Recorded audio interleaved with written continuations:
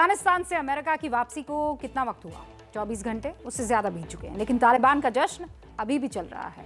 हालांकि ताजपोशी के सस्पेंस से तालिबान नेताओं ने अभी तक पर्दा नहीं उठाया और खबर यह भी है कि कुर्सी को लेकर तालिबान के गुटों में विवाद है। तालिबान की गद्दी संभालने से पहले ये मुश्किल साफ तौर पर दिख रही है। अफगानिस्तान में एक और तालिबान भी खड़ा हो गया है। अभी गद्दी पर जमे नहीं है, उससे पहले ही तालिबान के खिलाफ खड़े हुए नए तालिबान के बारे में आपको बताएं, उससे पहले अफगानिस्तान से जुड़े कुछ अपडेट्स मैं आपको दे देना चाहती हूं। तालिबान ने अफगान क्रिकेट टीम को ऑस्ट्रेलिया में टेस्ट खेलने की इजाजत दे दी है। पंजशीर में तालिबान और एनआरएफ की बातचीत टूट गई है।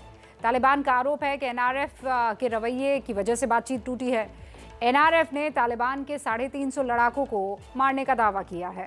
तालिबान लड़ाकों ने पंजशीर को चौतरफा घेर लिया है, ये ऐसी जानकारी मिल रही है। अब पंजशीर तालिबान के लिए बड़ी मुसीबत बन गया है।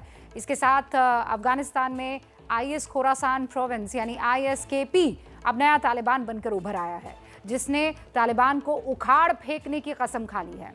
आईएसकेपी तालिबान के साथ साथ अमेरिका और यूरोप को भी धमका रहा है। आईएसकेपी क्या अब अल कायदा और आईसिस जैसा नया ग्लोबल टेरर नेटवर्क बनने की राह पर है? और पर्दे के पीछे इसे तैयार कौन कर रहा है? इसी की पड़ताल आज हमारी मास्टर स्ट्रोक की कवर स्टोरी में है।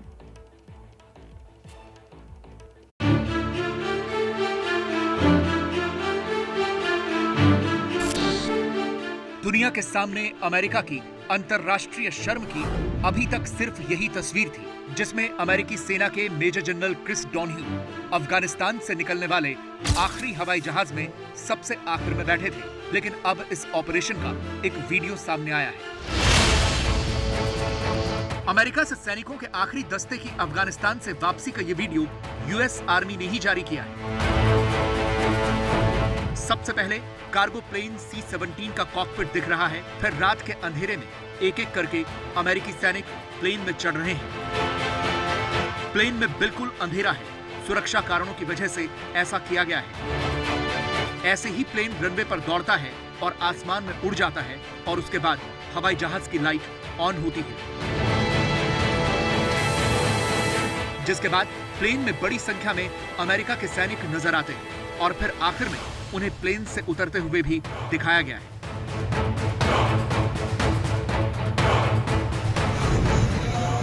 बीस सालों के बाद अमेरिका के निकलने की खुशी अभी तक पूरे अफगानिस्तान में मनाई जा रही है।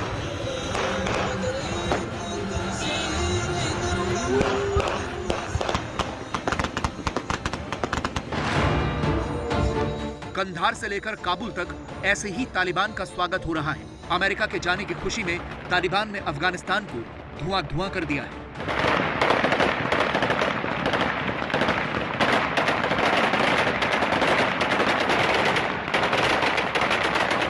कहीं फायरिंग हो रही है तो कहीं रैली निकल रही है।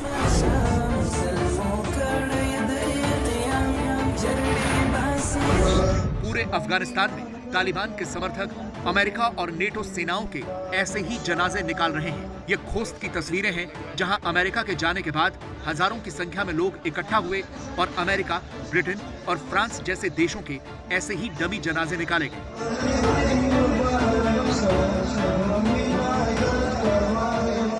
तालिबान भले ही अमेरिका जैसे सुपर पावर से 20 साल की जंग के बाद सत्ता पाने की खुशी मना रहा है, लेकिन अफगानिस्तान में कुर्सी का किस्सा अभी खत्म नहीं हुआ है। तालिबान 2 की सरकार बनने से पहले ही तालिबान 3 उनके दुश्मन बनकर मैदान में आ गए हैं। ये तालिबान 3 कोई और नहीं बल्कि तालिबान से निकाले गए वो आतंकी हैं जिन्हें आईएसकेपी के नाम से जाना जाता है।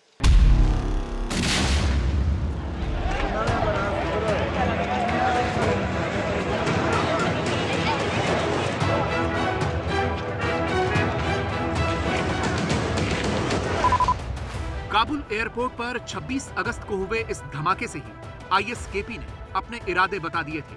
अमेरिका समेत दुनिया भर की खुफिया एजेंसियां ये मान रही हैं कि आईएसकेपी अब तालिबान से बड़ा सिरदर्द है। इसलिए अमेरिका का काउंटर टेररिज्म अब आईएसकेपी पर पूरी ताकत लगा रहा है।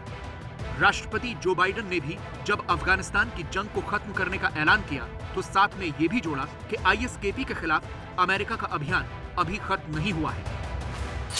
We struck ISIS-K remotely, days after they murdered 13 of our service members and dozens of innocent Afghans. And to ISIS-K, we are not done with you yet. Taliban और ISKP दोनों ही America को अपना दुश्मन मानते हैं, लेकिन यहाँ दुश्मन का दुश्मन दोस्त वाला फॉर्मूला लागू नहीं होता। आईएसकेपी का जितना बड़ा दुश्मन अमेरिका है, उसकी उतनी ही दुश्मनी तालिबान से भी है।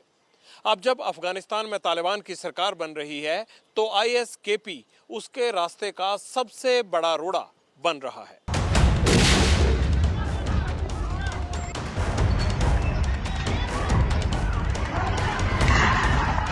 अमेरिका के अफगानिस्तान छोड़ते ही आईएसकेपी बेहद ताकतवर बनकर उभरा है। वो लगातार अफगानिस्तान में धमाके कर रहा है। अफगानिस्तान में अब तालिबान की सरकार के लिए सबसे बड़ा सिरदर्द आईएसकेपी ही बन रहा है। इन दोनों की दुश्मनी समझने के लिए इनका इतिहास जानना जरूरी है।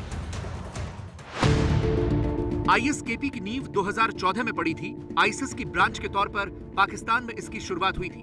2015 में तालिबान से बगावत करके कुछ लड़ाके आईएसकेपी में पहुंचे थे। यह बगावत अमेरिका और तालिबान से बातचीत को लेकर हुई थी। बगावत करने वालों का तालिबान के नेताओं पर अमेरिका से मिलने का आरोप था। दोहा वार्ता को आईएसकेपी ने जिहाद के खिलाफ माना था। अफगानिस्तान में तालिबान की जीत को आईएसकेपी ने जिहाद के खिलाफ समझौता बताया था। आईएसकेपी ने तालिबान नेता हैबतुल्ला अखुंजादा और मुल्ला बरादर को अमेरिका की कठपुतली बताया है। अब तालिबान सत्ता पर काबिज हो रहा है, तो आईएसकेपी ने उसके खिलाफ अपना अभियान और तेज कर दिया है।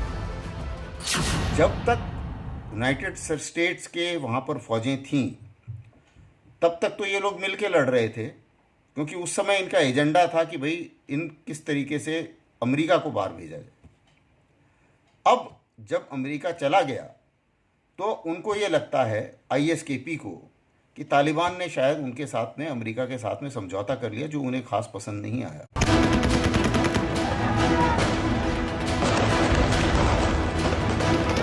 तालिबान और आईएसकेपी की इस दुश्मनी को पाकिस्तान की बदनाम खुफिया एजेंसी आईएसआई अच्छी तरह जानती है। वो इस दुश्मनी का फायदा उठाकर भारत और अफगानिस्तान दोनों पर वार करने की तैयारी में है। इसके लिए आईएसआई ने ऑपरेशन अफगान का ब्लूप्रिंट तैयार किया है, जिसका मकसद तालिबान पर शिकंजा कसने का है।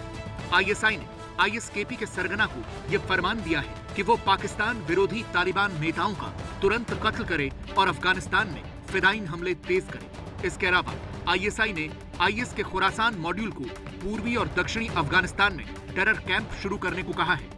आईएसआई ने आईएसकेपी से वादा किया है कि वो उन्हें अमेरिकी हथियारों को चलाने का प्रशिक्षण भी देगी।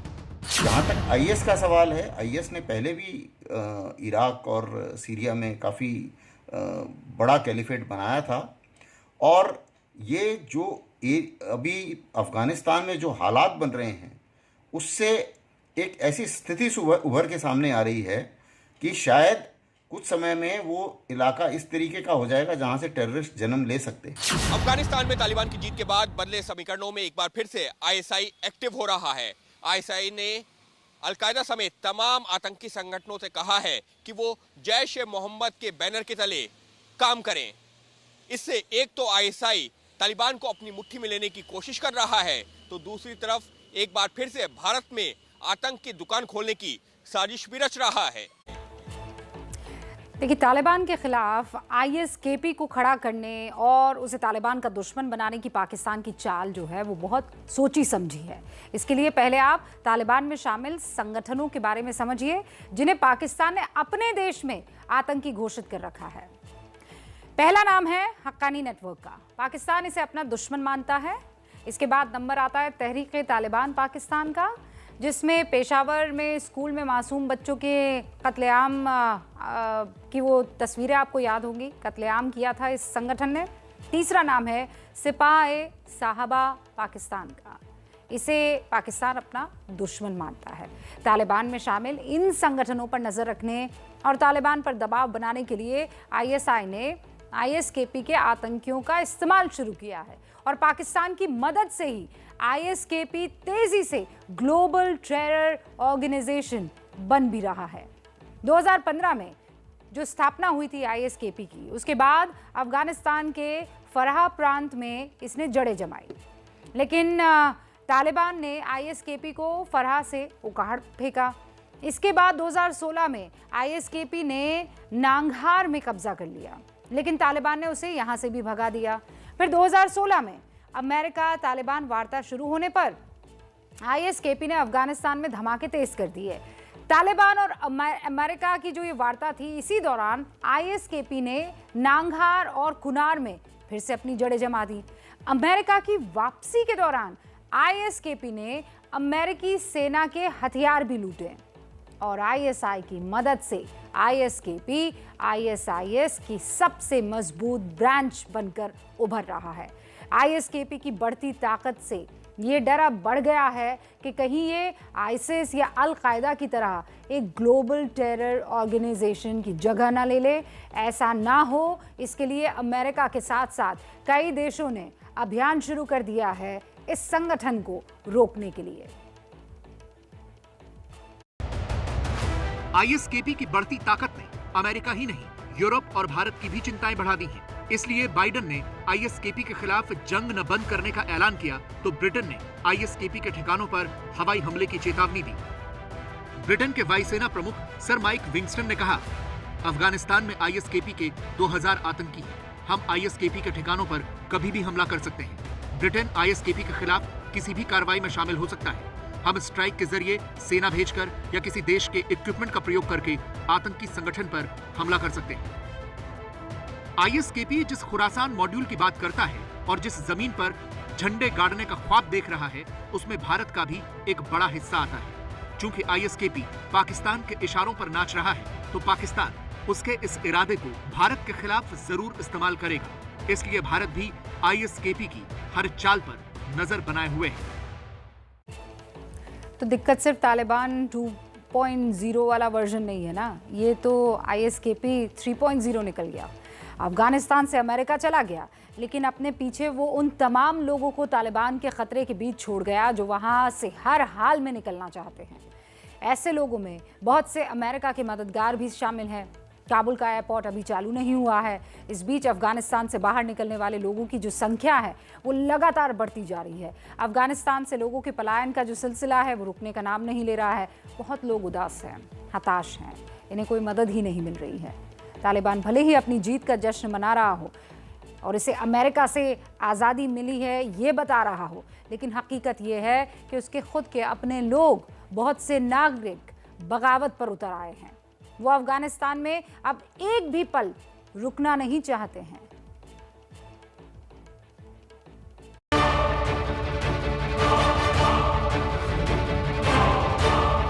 इस बीच अमेरिका के जाने के बाद हमें काबुल एयरपोर्ट से कुछ एक्सक्लूसिव तस्वीरें मिली हैं। ये उन बदकिस्मत लोगों का सामान है जो अफगानिस्तान से बाहर नहीं जा पाए, या तो वहीं मारे गए या फिर उन्हें एयरपोर्ट से ही वापस जाना पड़ा।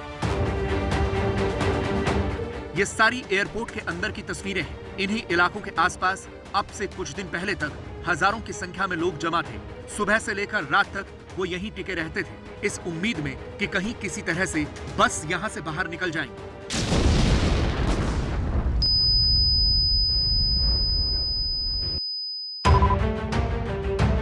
लेकिन फिर काबुल एयरपोर्ट पर ब्लास्ट हुए और 180 से ज्यादा अफगानी यहीं मारे गए। ये उन्हीं लोगों का सामान है। यहाँ के जो सिक्योरिटी का मसला है ये आज पूरे के पूरे तालिबान के हाथों में है। और यहाँ पे जो है बदरी केता के नाम से जो इनका आर्मी है यहाँ पे सेटल हो चुके हैं और पूरे की पूरी सिक्योरिटी इन लोगों के इंचार्ज में है।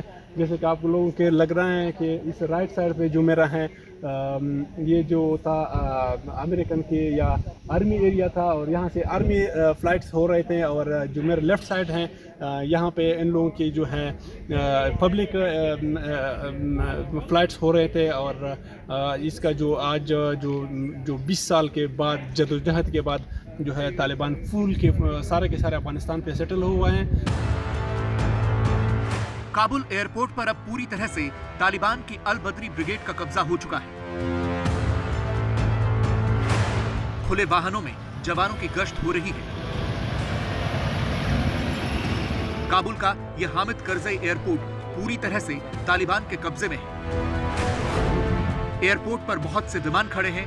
एयरपोर्ट की आवाजाही अभी बंद है, इसलिए विमान तालिबानी आतंकवादियों के लिए सैर सपाटे की जगह बने हुए हैं। खाली पड़े विमानों के भीतर तालिबानी आतंकियों का टूरिज्म चल रहा है। वो विमानों में ऐसे ही घूम रहे हैं अपनी गन्स के साथ।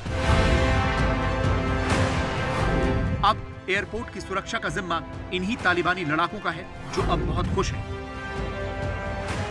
خپل ځان راته معرفي کوي او بیا بعد له شلو کالونو چې خپل هدف ته ورسېد څه د خوشحالۍ احساس لري، څه فکر کوي چې امریکایان ووتل؟ مولوي حسین احمد د کندهار د ولایت د سپین بولدک ولسوالۍ موږ دلته راغلي په تشکیلاتو کې نو د دې میدان هوایي او د امنیت احساس موږ د ملګرو سره ولا نو اوس د امریکایانو په وتو سره موږ ډېر د خوشحالۍ احساس کوو. الحمدلله د ټولو کافرانو د 50 ملکو کافرانو مخ تور شو او د دې مجاهدینو د جهاد په برکت د دې د مهنتو په برکت د الله په نصرت ټول وشرمېدل. د دنیا یو سپر طاقت را ولاړ شو، د دنیا و سپر طاقت د الله په نصرت شکست ورکړي او مختورن شو. انشاءالله د ټولو دنیا کافرانو ته به دا عبرت شي، بیا به هیڅوک د مسلمانانو او د افغانستان په خلاف باندې اقدام نه وکړي. लेकिन अमेरिका के अफगानिस्तान से ऐसे निकलने पर बहुत से सवाल उठ रहे हैं, क्योंकि जो बाइडेन की सेना अफगानिस्तान से पूरे 24 घंटे पहले निकली है। वो मंगलवार तक रुक सकते थे, लेकिन उन्होंने अपना ऑपरेशन पहले ही खत्म कर दिया।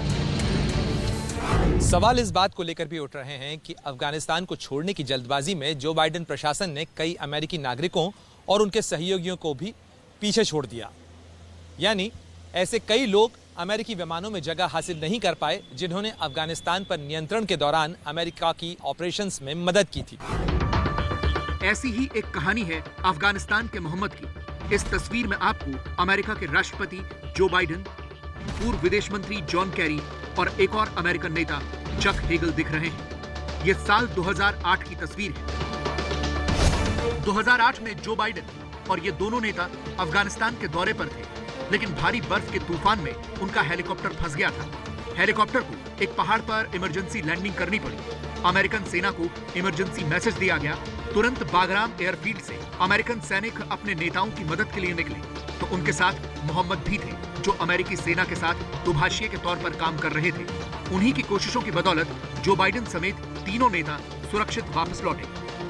अब खबर यह है कि मोहम्मद तालिबान के खौफ से बचने के लिए भागे भागे फिर रहे हैं। उन्होंने अपना घर भी छोड़ दिया है। साथ ही अमेरिका के राष्ट्रपति से खुद को और अपने परिवार को बचाने की गुहार लगाई है। मोहम्मद उन बदकिस्मत लोगों में से हैं जिन्हें तालिबान के राज में डर से जीने के लिए छोड़कर अमेरिका वापस लौट गया।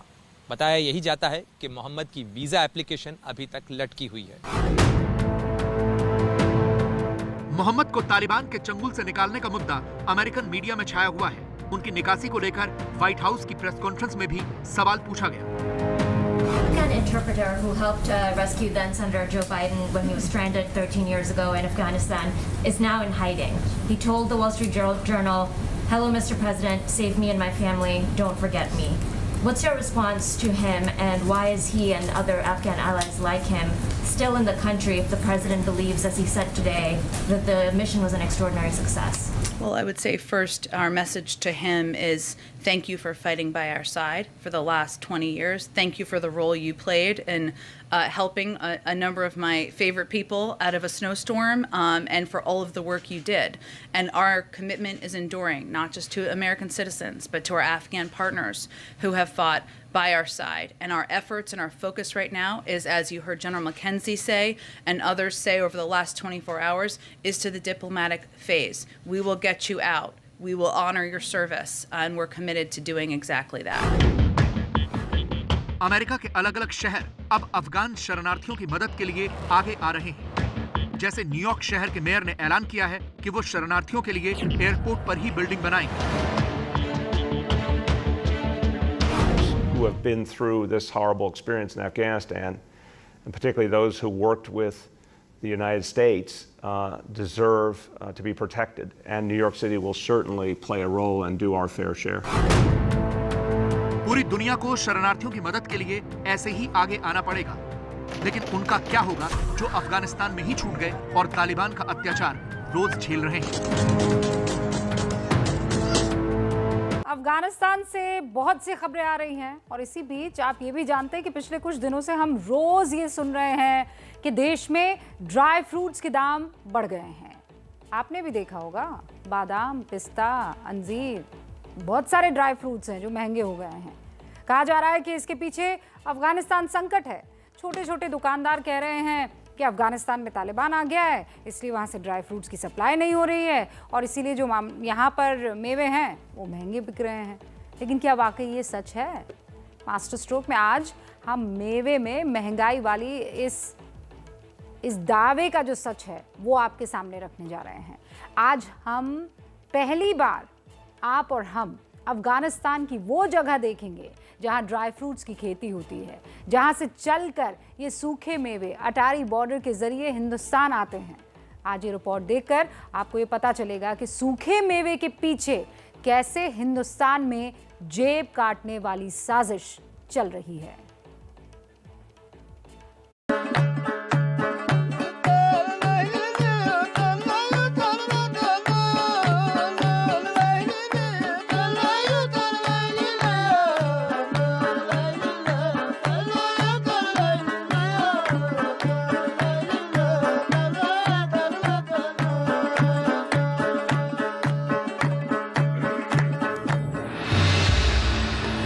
ये तस्वीरें अफगानिस्तान के पूर्वी हिस्से की हैं, जहां सिर्फ ड्राई फ्रूट्स की खेती ही नहीं होती, बल्कि दुनिया के बहुत बड़े हिस्से में यहीं से ड्राई फ्रूट्स की सप्लाई होती है। काबुल से जलालाबाद की इन सड़कों पर जब आप आगे बढ़ेंगे तो पहले तो आपको सिर्फ दूर दूर तक सिर्फ पहाड़ और नदी के बीच से गुजरती साफ सुथरी सड़क नजर आएगी।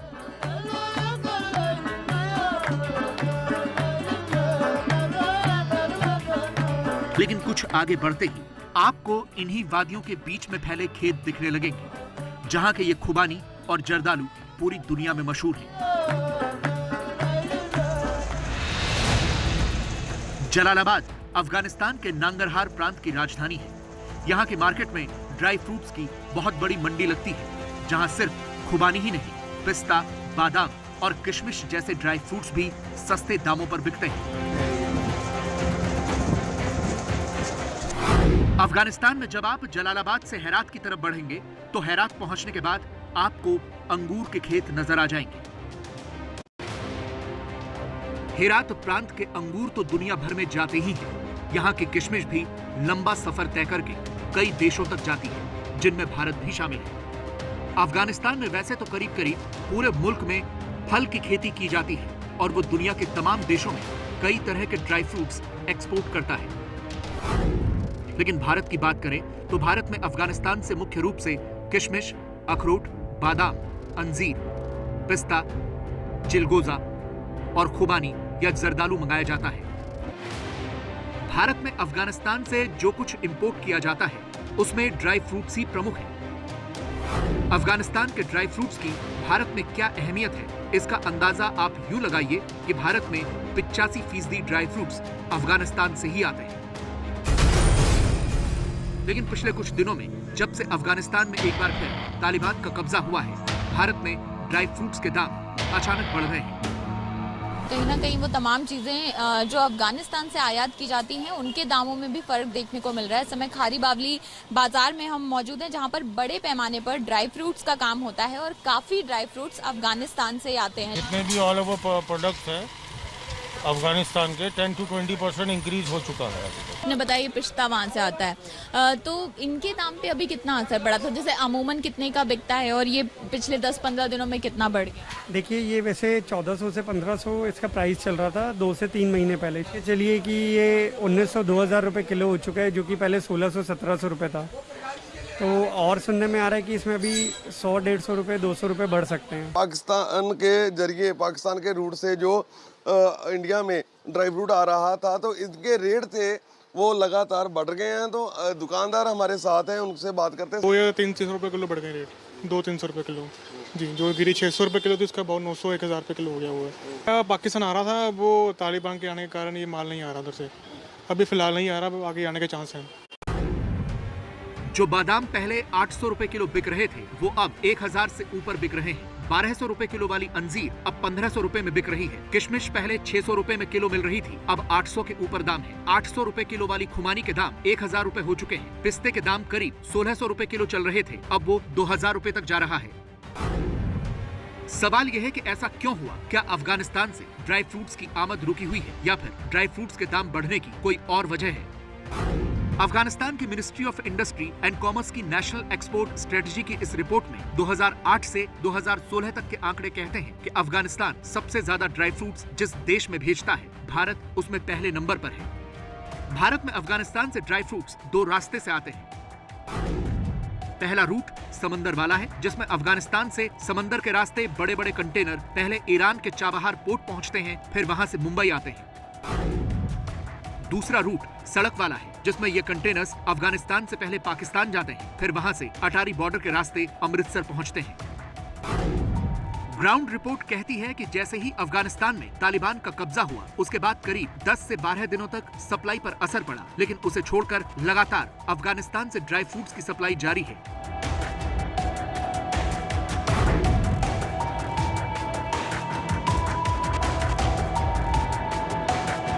एबीपी न्यूज के कैमरे ने खुद ये तस्वीरें कैद की, जिसमें आप देख सकते हैं कि अटारी बॉर्डर के रास्ते ड्राई फ्रूट्स वाले ट्रक हर रोज आ रहे हैं। अफगानिस्तान से लगातार अटारी वाघा सीमा के जरिए ड्राई फ्रूट की जो सप्लाई है वो भारत पहुंच रही है। जो जानकारी मिल रही है कि प्रतिदिन जो 3 दर्जन के करीब जो ट्रक वहां से ड्राई फ्रूट के भारत आ रहे हैं, और इसके बावजूद भारतीय व्यापारियों ने भारत में ड्राई फ्रूट के रेट जो हैं वो बढ़ा दिए हैं। इसके पीछे बड़ा कारण ये है कि उन्हें कहीं ना कहीं इस बात का अंदेशा है कि अफगानिस्तान से जो वहाँ के हालात बन रहे हैं, नई सरकार द्वारा अभी भारत के साथ व्यापार किया जाएगा या नहीं, इसके लिए अभी नई रणनीति और नई पॉलिसी बनानी है। हमने कुछ ट्रक ड्राइवरों से बात भी की, जिन्होंने बताया कि रोजाना करीब 2 से 3 दर्जन ट्रक अफगानिस्तान से आ रहे हैं।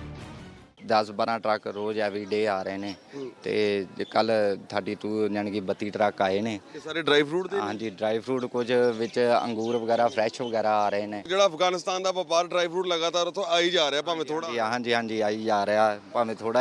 ਅੱਜ शायद वेखो 10-12 ਗੱਡੀਆਂ शायद ਅੱਜ आ जान, कल 32 ਗੱਡੀਆਂ आईयां सी।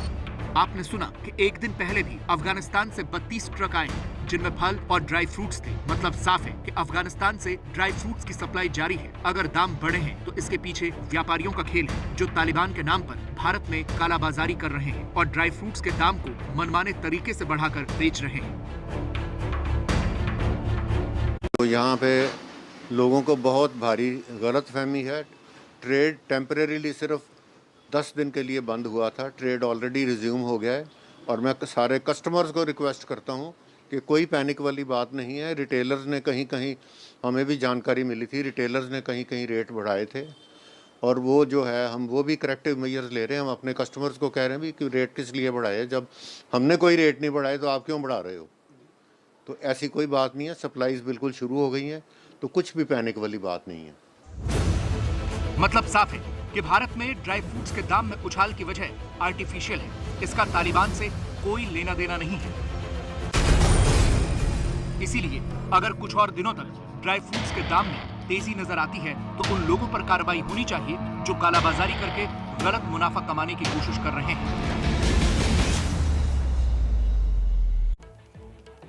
ये तो गलत बात है।